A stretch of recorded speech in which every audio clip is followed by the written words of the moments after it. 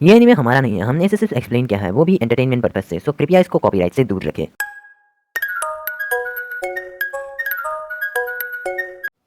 तो पिछले एपिसोड में हमने देखा कि उकॉन और कीबा के बीच एक बहुत ही खतरनाक फाइट होती है, जिसमें उकॉन के साथ साथ कीबा भी बहुत ज्यादा घायल हो जाता है। जिसके बाद उकॉन वापस साकॉन के शरीर में चला जाता है। जिसके बाद साकॉन कीबा को ढूंढने के लिए निकल पड़ता है।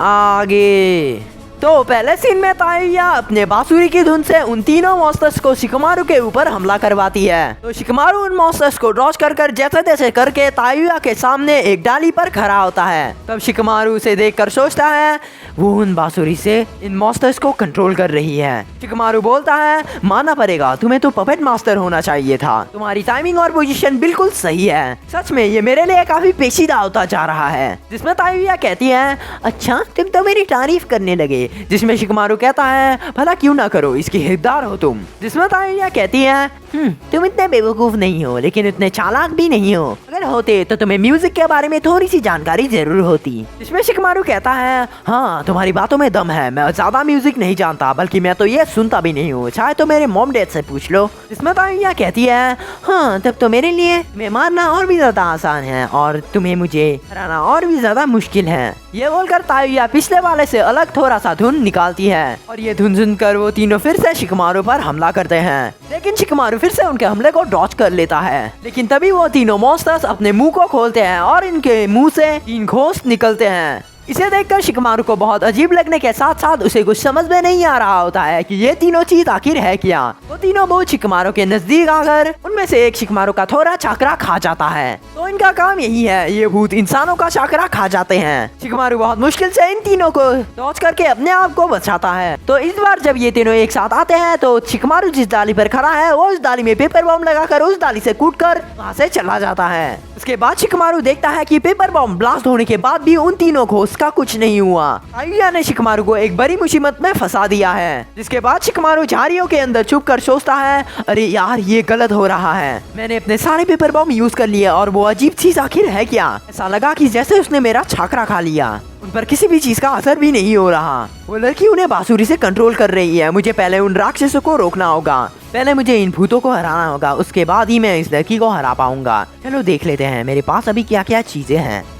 12 कुनाई, 9 शुरिकन, 36 का वायर सिंह, एक आखिरी पेपर बॉम्ब और एक फ्लैश बॉम्ब। अगर मैं प्लान के हिसाब से चलूँ तो मेरा काम हो जाएगा। शिकमारू इस पोजीशन में रहकर इन राक्षसों को रोकने का प्लान अपने दिमाग में बनाने लगता है और वो बहुत ही कम टाइम में एक अच्छा सा प्लान बना भी लेता है। तो सबसे पहले वो छिपकर एक कुनाई में पेपर बॉम्ब लगा के तायुया की तरफ फेंकता है, लेकिन वहाँ पर एक बहुत ही बड़ा धमाका होता है। फिर भी तायुया उस धमाके से डॉज करके एक अलग डाली पर कूद जाती है। वहाँ पर खड़ी होकर सोचती है वो गधा खुद को बहुत चालाक मानता है, लेकिन उसे पता नहीं कि मेरी सोच उससे 4 कदम आगे की है। इसका कोई भी प्लान काम नहीं करने वाला मुझ पर। इस तरफ शिकमारू एक कुनाई में फ्लैश बॉम्ब लगाकर तायुया के ऊपर जो डाली है वहाँ पर उसको फिक्स कर देता है। तायुया को लगता है कि शिकमारू भाग निकला शायद, लेकिन तभी शिकमारू एक कुनाई तायुया पर फेंकता है। तायुया कुनाई को अपनी तरफ आते देख वो अपने बांसुरी से कंट्रोल कर रहे एक मॉन्स्टर को उस कुनाई के सामने लाकर कुनाई को रोक देती है और इसके साथ साथ वो समझ जाती है कि शिकमारू उसके सामने के उस झाड़ियों में छुपा हुआ है। वो बिना देरी किए उन मॉन्स्टर्स को उसी झाड़ी के अंदर हमला करवाती है। उसे लगता है कि शिकमारू अब बच नहीं पाएगा, लेकिन शिकमारू यही चाहता था कि वो राक्षस उसकी तरफ आए। उन तीनों मॉन्स्टर्स को अपनी तरफ आते देख शिकमारू अपने प्लान के लास्ट स्टेज को बिगिन करता है। वो कुनाई को फुल स्पीड में छोड़कर तायुया के ऊपर जो फ्लैश बॉम्ब झूल रहा है उसे काट कर नीचे गिरा देता है। तो फ्लैश बॉम्ब नीचे गिरते ही वो फट कर बहुत ज्यादा रोशनी कर देता है। वो रोशनी इतनी ज्यादा होती है कि सब कुछ बिल्कुल वाइड हो जाता है। इसके बाद शिकमारू अपना मास्टर प्लान स्टार्ट करता है। वो अपने शैडो पोजीशन जुत्सु से उन तीनों मॉन्स्टर्स को अपने शैडो से पोजेस कर लेता है। तो आखिरकार जीनियस शिकमारू का प्लान कामयाब हो ही गया। तो देखकर तायुया बिल्कुल हैरान हो जाती है। इसके बाद तायुया बोलती है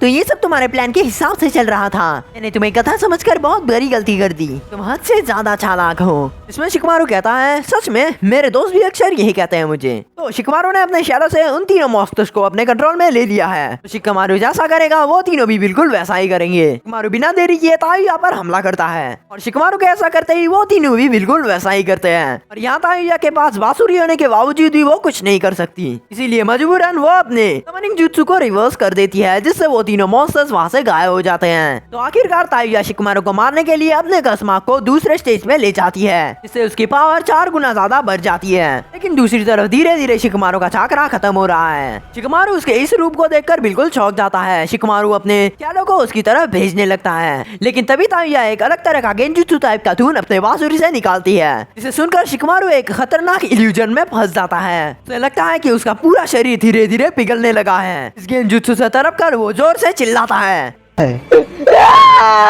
तायुया को लगता है कि उसने फाइनली शिकमारू को हरा दिया है। उसे मारने के लिए वो उस डाली से छलांग मारकर शिकमारू के पास आ जाती है। वो बोलती है, इतना चालाक होकर भी क्या फायदा, अब अलविदा लड़के। लेकिन बैंग, तभी शिकमारू एक जोरदार पंच तायुया के पेट पर मार देता है। तायुया को समझ में नहीं आ रहा था कि अभी ये क्या हो गया, लेकिन तभी वो देखती है कि शिकमारू ने अपने शैडो से अपनी खुद की उंगली तोड़कर खुद को ही पहले गेंजुत्सु से बाहर निकाल लिया था। मतलब शिकमारू का वो चिल्लाना वो सब एक नाटक था। तो ये देखकर तायुया बोलती है, तुम्हारे और कितने प्लान है? हाँ, तुमने ये सब इसलिए किया ताकि मैं तुम्हारे पास आ जाऊं और तुम अपनी शैडो से मुझे पॉसेस कर लो। तो शिकमारू बोलता है, हाँ बिल्कुल, अब मरने के लिए तुम तैयार हो जाओ।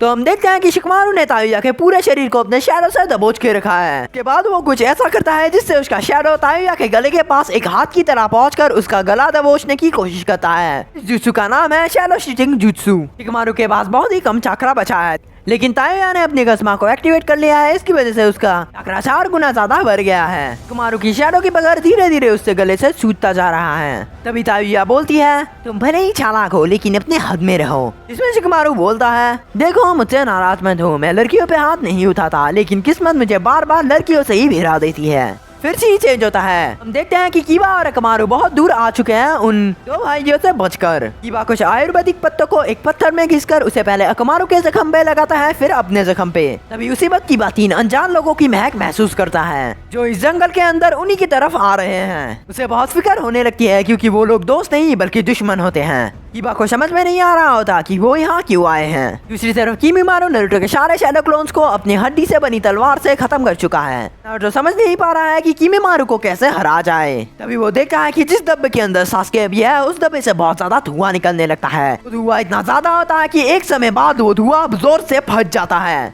जो देखकर नारुतो बिल्कुल हैरान हो जाता है। फिर वहाँ धूल हटने के बाद हम देखते हैं सास्के के बाल लंबे हो गए हैं और उसका पूरा शरीर काला पड़ चुका है।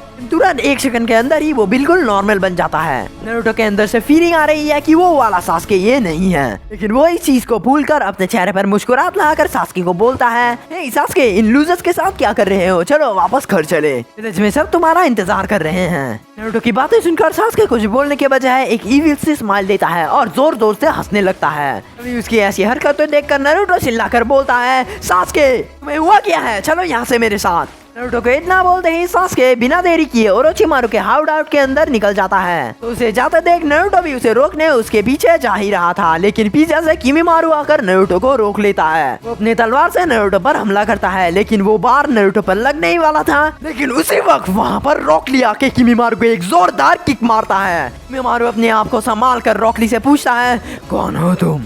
इसमें रॉकली कहता है, हिडन लीफ का सबसे हैंडसम डेविल रॉकली। नारुतो कहता है, ली तुम यहाँ क्या कर रहे हो? तुम्हें तो बहुत गहरी चोट है। इसमें ली कहता है, मेरी चिंता मत करो नारुतो, जाओ सास्के को जाकर पकड़ो। इसमें नारुतो कहता है, लेकिन क्या तुम्हें यकीन है? इसमें ली कहता है, जाओ नारुतो और साकुरा से किया वादा पूरा करो, यहाँ पर ये सब कुछ मैं संभाल लूंगा। जिसमें नारुतो कहता है, ठीक है, लेकिन तुम अपना ध्यान रखना ली, ये बंदा अपनी हड्डियों को हथियार के रूप में इस्तेमाल करता है। जिसमें ली कहता है, अच्छा हड्डियों को, दिलचस्प, मैं समझ गया, अब जाओ, गुड लक। नारुतो अपना सारा भरोसा ली के ऊपर रख के सास्के का पीछा करने के लिए वहाँ से निकल जाता है, लेकिन कीमीमारू नारुतो को रोकने के लिए पूरी जान लगा देगा। नारुतो को जाते देख वो अपनी तलवार से उस पर हमला करता है, लेकिन तभी रॉकली उस तलवार को अपने हाथों से रोक लेता है। इस वजह से नारुतो आगे जाने में कामयाब हो ही जाता है। इसके बाद उन दोनों के बीच एक बहुत ही खतरनाक लड़ाई शुरू होती है। हम देखते हैं कि ली कीमीमारू को कड़ी टक्कर दे रहा है। यहाँ पर इतना सब कुछ चल रहा है, लेकिन दूसरी तरफ हिडन लीफ विलेज में लेडी सुनाटे उन जोनील से जानकारी ले रही होती है, जो उन साउंड निंजास के हार चुके थे। वो सारी जानकारी ले ही रही होती है, लेकिन तभी उस रूम के अंदर गाइसियन से बिना परमिशन के घुस आते हैं। बहुत ही तेजी से आ रहे होते हैं, इसी वजह से वो थक कर नीचे लेट जाते हैं। लेडी होकागे उनको देख कर पूछती है, क्या हुआ गाय, तुम्हारे मिशन में कुछ हुआ क्या? जिसमें गाइसियन से कहते हैं, नहीं माय लेडी, मिशन तो कामयाब रहा, बस मैं ये जानना चाहता हूँ कि ली की सर्जरी कैसी रही?